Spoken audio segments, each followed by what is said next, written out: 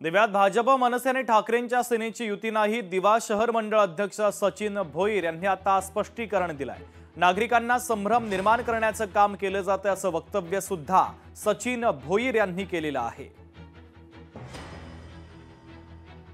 माध्यमांनी एक बातमी प्रसारित केली आहे की दिव्यामध्ये एका पक्षाला शह देण्यासाठी भाजप, मनसे आणि उबाटा हे तीन पक्ष एकत्रित येऊन यांच्यामध्ये युतीबाबत एक छुपी बैठक झाली आहे।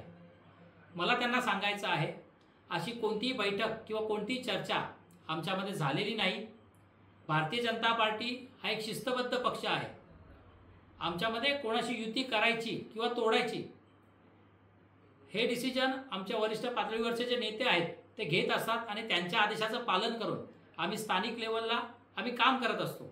आपल्यापर्यंत खोटी माहिती पुरवून काहीतरी खोट्या बातम्या पसरवून इथल्या असलेल्या नागरिकांची दिशाभूल करत आहेत। लोकशाही मराठी ऐका, पहा, जागरूक रहा।